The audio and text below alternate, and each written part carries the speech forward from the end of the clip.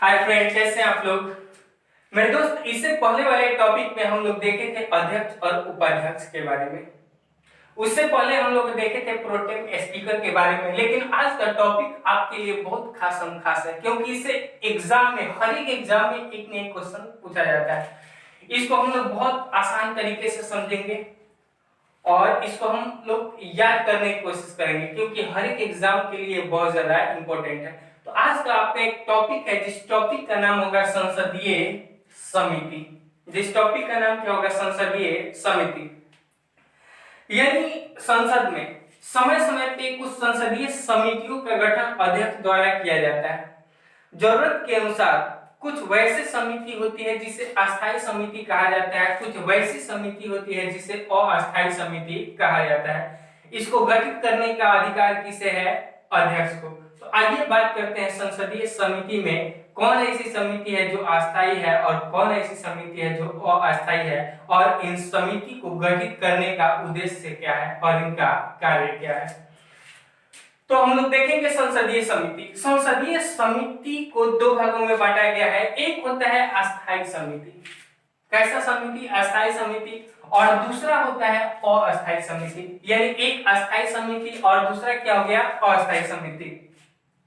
अगर अस्थायी समितियों की बात की जाए तो अस्थायी समिति के अंतर्गत एक समिति होता है जिसे वित्तीय समिति कहा जाता है। और आपको पता होगा, जहां भी वित्त शब्द, फाइनेंशियल शब्द का यूज हो, यानी उसका संबंध जरूर रुपया पैसा से है। तो सबसे पहले हम लोग जानेंगे कि आखिर अस्थायी समिति है तो अस्थायी समिति का कार्यकाल कितने दिनों का होता है। तो मेरे दोस्त, हर एक वर्ष पे इस समिति का गठन किया जाता है, इसलिए हम कह सकते हैं कि इस समिति का कार्यकाल कितने दिनों का होता है? एक वर्ष का। इस समिति का कार्यकाल कितने दिनों का होगा? एक वर्ष का। अब आइए हम जानते हैं कि वित्तीय समिति। वित्तीय समिति में बहुत सारी समितियों का गठन किया जाता है। एक समिति का आप लोगों ने नाम सुना होगा, लोक लेखा समिति। एक समिति का आप लोगों ने नाम सुना होगा, लोक लेखा समिति। दूसरा एक नाम है जिसे कहा जाता है प्राक्कलन समिति। यानी ये वित्तीय समिति के अंतर्गत एक समिति है जिसे लोक लेखा समिति कहा जाता है। इससे बहुत बार एग्जाम में क्वेश्चन पूछा जाता है। यानी कुल मिला के ये जो वित्तीय समिति है, वित्तीय समिति से हर एक एग्जाम में एक न एक क्वेश्चन जरूर पूछा जाता है, इसलिए एग्जाम के दृष्टि से ये बहुत ज्यादा इंपॉर्टेंट है। इसलिए इसको हम लोग बहुत अच्छे तरह समझेंगे और याद करते चलेंगे। आप लोग ने नाम सुना होगा प्राक्कलन समिति, और प्राक्कलन समिति के बाद एक समिति होती है जिसका नाम है लोक उपकरण समिति। नाम क्या है? लोक उपकरण समिति। अब आइए देखते हैं थोड़ा सा लोक लेखा समिति के बारे में। लोक लेखा समिति को इंग्लिश में पब्लिक अकाउंट कमेटी कहा जाता है। शॉर्ट में इसे पीएसी भी कहा जाता है। लोक लेखा समिति को इंग्लिश में पब्लिक अकाउंट कमेटी, शॉर्ट में इसे कहा जाता है पीएसी। अब आइए जानते हैं कि लोक लेखा समिति है क्या। 1919 के मॉन्टेग्यू चेम्सफोर्ड सुधार में 1919 के मॉन्टेग्यू चेम्सफोर्ड सुधार में सबसे पहली बार लोक लेखा समिति के बारे में उल्लेख किया गया था। यानी आपसे पूछ सकता है कि लोक लेखा समिति का उल्लेख सबसे पहले कहां मिलता है? तो इसका उल्लेख 1919 के मॉन्टेग्यू चेम्सफोर्ड सुधार के अंतर्गत मिलता है।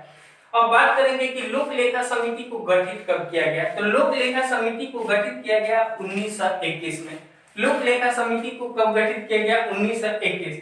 यानी इससे पहले अभी तक किसी समिति का गठन नहीं हुआ था। इसलिए हम कह सकते हैं कि सबसे पुरानी समिति कौन सी है? तो लोक लेखा समिति। यानी संसदीय समिति में सबसे पुरानी समिति कौन है? लोक लेखा समिति। इसका उल्लेख 1919 के मॉन्टेग्यू चेम्सफोर्ड सुधार में मिलता है, जबकि इसका गठन कब हुआ? 1921। अब बात करते हैं कि आखिर लोक लेखा समिति का गठन होता है तो इसमें मेंबर कितने होंगे। लोक लेखा समिति का गठन होता है तो इसमें मेंबर कितने होंगे? तो लोक लेखा समिति में टोटल 22 मेंबर होते हैं। टोटल कितने मेंबर? 22 मेंबर। और ये 22 मेंबर में जो 15 मेंबर होते हैं ये लोकसभा से होते हैं, और 7 मेंबर जो चुने जाते हैं ये राज्यसभा से। तो आपसे क्वेश्चन पूछ सकता है कि लोक लेखा समिति में कुल सदस्यों की संख्या कितनी? 22। लेकिन लोकसभा से कितना? तो 15, और राज्यसभा से कितना? 7। लोकसभा से 15 और राज्यसभा से 7। अब बात करते हैं ये लोक लेखा समिति करती क्या है।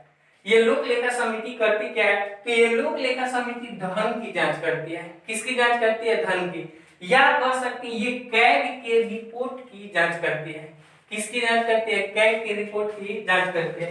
अब हम बात करेंगे कि ये कैग का रिपोर्ट क्या है। तो देखिए, कैग एक संस्था है जिसे हिंदी में महालेखा परीक्षक कहा जाता है, नियंत्रक महालेखा परीक्षक कहा जाता है।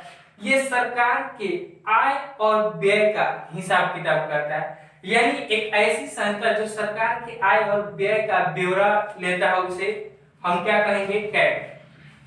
होता क्या है, जब कैग आय और व्यय का हिसाब किताब करता है तो यह अपनी रिपोर्ट राष्ट्रपति को सौंप देता है। यानी कैग ने जांच किया कितना पैसा आया और कितना पैसा खर्च हुआ, इसकी जांच किया कैग, और कैग जांच कर इस रिपोर्ट को सौंप देता है किसे? राष्ट्रपति को। और राष्ट्रपति महोदय क्या करते हैं? राष्ट्रपति महोदय इसी रिपोर्ट को संसद में पेश करते हैं, और जैसे ही ये रिपोर्ट संसद में आया, अब इस रिपोर्ट की जांच के लिए एक समिति का गठन होता है। एक समिति गठित होती है जिसे कहा जाता है लोक लेखा समिति। क्या कहा जाता है? लोक लेखा समिति। यानी कह सकते हैं कि ये कैग की रिपोर्ट की क्या करता है? जांच करता है। लेकिन हमारा संविधान बनाने वालों ने इतना महत्वपूर्ण तरीके से एक एक बातों को सोचा कि किसी भी तरह से कोई चाह के भी करप्शन नहीं कर सकता है। क्योंकि देखिए, आय व्यय की ब्यौरा की जांच किया कैग, कैग की रिपोर्ट की जांच करता है लोक लेखा समिति, जबकि लोक लेखा समिति की जांच में जो लोक लेखा समिति का अध्यक्ष होता है वह विपक्ष का नेता होगा। आपसे पूछ सकता है कि लोक लेखा समिति का अध्यक्ष कौन होगा? विपक्ष का नेता, यानी वहां पे एक विपक्ष मौजूद होता है जांच करने के लिए। लेकिन ये प्रचलन कब से हुआ? तो ये प्रचलन की शुरुआत 1967 से हुआ। यानी 1967 से कहा गया कि लोक लेखा समिति का अध्यक्ष कौन होगा? तो विपक्ष का नेता होगा। उम्मीद करते हैं कि आपको लोक लेखा समिति अच्छे से समझ में आया होगा। लोक लेखा समिति को इंग्लिश में पब्लिक अकाउंट कमेटी कहा जाता है, शॉर्ट में पीएसी कहा जाता है। कोई दिक्कत नहीं है। इसका उल्लेख सबसे पहले 1919 के मॉन्टेग्यू चेम्सफोर्ड सुधार में किया गया था, जबकि इसका गठन 1921 में किया गया था। ये सबसे पुरानी संसदीय समिति है। यहाँ तक कोई दिक्कत? अब बात करें सदस्य। लोक लेखा समिति में टोटल सदस्यों की संख्या 22, जिसमें लोकसभा से 15 और राज्यसभा से 7। लोकसभा से कितना? 15 और राज्यसभा से 7। अब बात करते हैं ये करता क्या है। तो ये कैग द्वारा दिए गए रिपोर्ट की जांच करता है, यानी ये धन की जांच करता है। इसका अध्यक्ष कौन होगा? तो 1967 से ये प्रावधान हुआ कि इसका जो अध्यक्ष होगा ये कौन होगा? विपक्ष का नेता होगा। तो उम्मीद करते हैं कि लोक लेखा समिति आपको समझ में आया होगा। अब बात करते हैं दूसरा एक समिति है जिसका नाम है प्राक्कलन समिति। दूसरा एक समिति है जिसका नाम है प्राक्कलन समिति। अब आइए जानते हैं प्राक्कलन समिति। प्राक्कलन समिति को इंग्लिश में एस्टीमेट कमेटी कहा जाता है। प्राक्कलन समिति को इंग्लिश में क्या कहा जाता है? Estimate committee. अब बात करते हैं एस्टीमेट कमेटी का गठन कब हुआ? तो एस्टीमेट कमेटी का गठन हुआ 1950 में। एस्टीमेट कमेटी का गठन कब हुआ? 1950। लेकिन तत्कालीन एक वित्त मंत्री थे, आप लोगों ने नाम सुना होगा, जॉन मथाई। तत्कालीन उस समय एक वित्त मंत्री थे जिनका नाम था जॉन मथाई। यानी जॉन मथाई की ही सिफारिश पर, जॉन मथाई की ही सिफारिश पर 1950 में एक समिति का गठन किया गया, जिस समिति का नाम रखा गया प्राक्कलन समिति। कौन समिति? प्राक्कलन समिति। जी, तो इसका गठन हुआ 1950 में। किसके सिफारिश पे? तो जॉन मथाई। जॉन मथाई का नाम आप लोगों ने सुना होगा। अब बात करते हैं कि ये जो प्राक्कलन समिति है, इस प्राक्कलन समिति का गठन कब होता है? तो इस प्राक्कलन समिति का गठन बजट पास होने के बाद होता है। इस प्राक्कलन समिति के बाद का गठन बजट के बाद होता है। अब बात करते हैं कि बजट, देखिए बजट हर एक साल लागू होता है। बजट क्या है? बजट एक अनुमान है। बजट क्या है? अनुमान लगाया जाता है कि एक साल के अंदर हमको कितना खर्च कर देना है। तो ये समिति बस यही देखती है कि क्या ये अनुमान सही है या नहीं, क्या ये अनुमान ज्यादा तो नहीं, क्या ये अनुमान कम तो नहीं, यानी इसी अनुमान का ये क्या करता है? जांच करता है। तो बजट के बाद ये गठित होता है। और बात करते हैं कि प्राक्कलन समिति में सदस्य कितने होंगे। तो प्राक्कलन समिति में टोटल जो सदस्य होंगे वो 30 होंगे। प्राक्कलन समिति में टोटल सदस्य कितने? 30। लेकिन इसमें एक भी सदस्य राज्यसभा के नहीं होंगे। इसमें 30 के 30 जो सदस्य होंगे 100% ये कहां के होंगे? लोकसभा से। राज्यसभा के सदस्य इसमें शामिल नहीं होते हैं।